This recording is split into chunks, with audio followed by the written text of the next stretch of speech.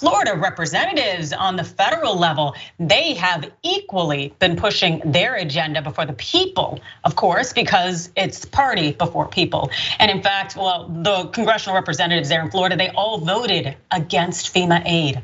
Yeah, Matt Gaetz voted no to a bill that carved out cash for FEMA to give to Floridians. But in a tweet on Sunday, guess what Gaetz did? Of course, he appealed for help for the hurricane. He said, "Dear Congress, on behalf of my fellow Florida man in grave need of assistance, just send us like half of what you sent Ukraine, signed your fellow Americans." And Gaetz wasn't alone in that, along with 200 other Republicans, this per the Insider. They voted against a stopgap measure that sought to fund the government through December. Among other provisions, the bill also gave $18.8 billion to FEMA's disaster relief fund, $12 billion in aid to Ukraine, and $112 million to beef up security for federal courts. Yes, meanwhile, in the Senate, well, Senator Marco Rubio and Senator Rick Scott, both the Florida people, well, they sent a joint letter to the Senate Appropriations Committee asking for billions in aid. But then, of course, Scott voted against the $18.8 billion package that would have gone for the Floridians. And also Rubio, well, he just failed to show up. And when he was asking about his voting record, when he was asked, well, this is what Rubio had to say. Senator, you wrote a letter Friday to the Senate Appropriations Committee asking for disaster relief dollars for desperately needed resources to rebuild Florida communities. After Hurricane Sandy hit northeastern states in 2012, you voted no on a $50 billion relief package. I know you supported a smaller version, but why should other senators vote for relief for your state when you didn't vote for a package to help theirs? Oh, I've always voted for hurricane and disaster relief. I've even voted for it without pay-fors. What I didn't vote for in Sandy is because they had included things like a roof for a museum in Washington, D.C., for fisheries in Alaska. It had been loaded up with a bunch of things that had nothing to do with disaster relief. And I wouldn't support disaster relief efforts. I would never put out there that we should go use a disaster relief package for Florida as a way to pay for all kinds of other things people want around the country. So I think that's the key in moments like this. And Sandy, unfortunately, they loaded it up. They really did, with a bunch of things that had nothing to do with Sandy. But I voted for every disaster relief package, especially that's clean, and I'll continue to do so. When it comes to Florida, I'll do that again, and we'll make sure that that package is clean and doesn't have stuff for other people in there.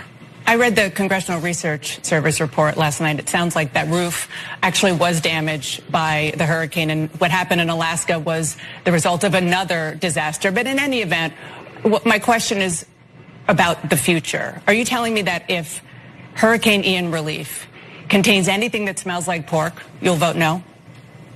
Sure, I'll fight against it having pork in it. That's the key. Yeah, sure.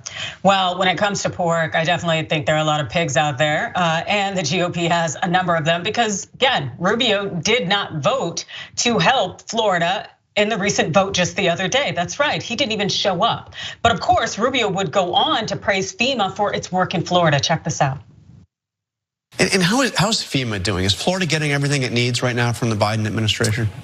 Yeah, FEMA, they've all been great. As I said, the federal response from day one has been very positive, as it's always been in the past, and we're grateful for that. It's evident that Florida GOP is playing all sorts of politics, but definitely not looking out for the people. Jessica.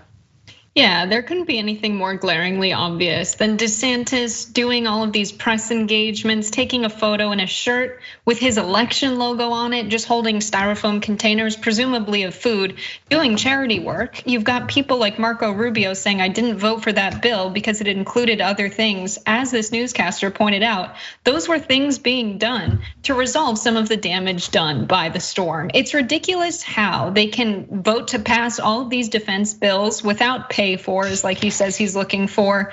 And then when it comes to disaster relief, they're unconcerned. And they want to sell this message that they care about their constituents. They care about photo ops, they care about staying in power, they care about playing politics far more than they care about the people they represent. And I hope that some of the constituents that are feeling the pain caused by this storm see exactly what they're doing. But unfortunately, we're in this place where people have been manipulated by these elected officials. They like what they say stay on air, and that's enough for them. These are supposed to be public service servants responsible for ensuring public goods reach their constituents, and they haven't been doing that for quite some time. And I'm not sure what it's going to take, but after enough storms and a lack of response, I'm sure people will wake up to what's really going on in Florida.